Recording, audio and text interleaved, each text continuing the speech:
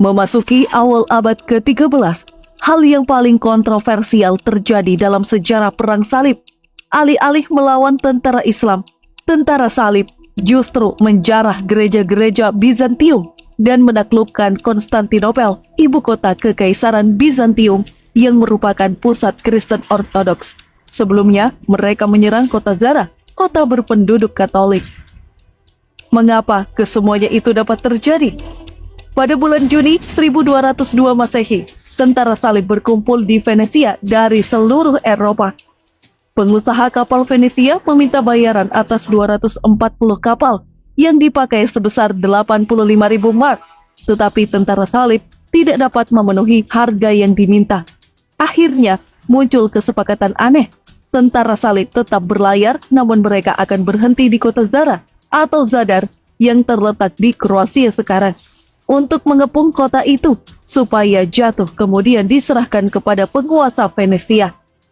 Janet Settre dalam buku The Soul of Venice mengatakan tentara salib berhasil merebut dan menjarah Zadar yang merupakan saingan Venesia.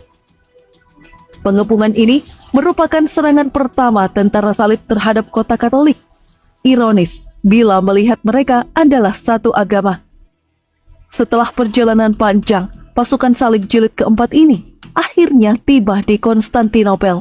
Mereka mengepung Konstantinopel selama 2 pekan.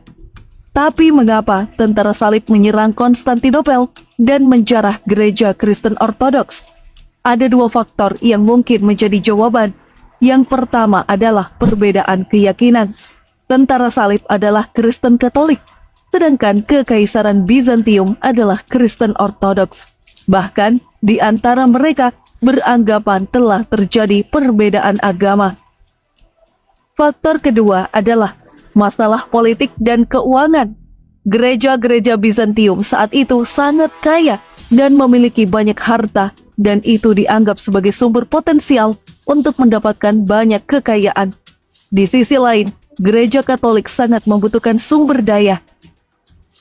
Pada 12 April 1204, tentara salib berhasil menjatuhkan Konstantinopel dan menjarah harta gereja-gereja Bizantium.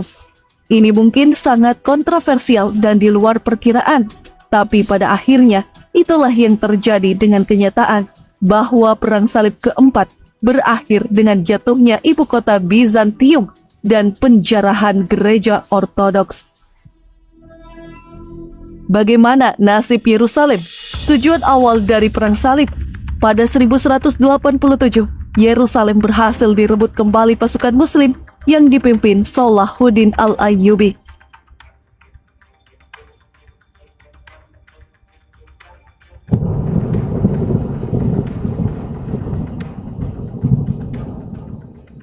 Meskipun sentimen agama mewarnai Perang Salib, perang ini justru didorong oleh berbagai faktor politik, sosial, dan ekonomi yang lebih kompleks. Perang Salib ternyata tidak hanya melahirkan ketegangan dunia Islam di timur dengan kekristenan di barat, namun perang tersebut juga berdampak semakin terpecahnya gereja Katolik Roma dengan gereja Ortodoks.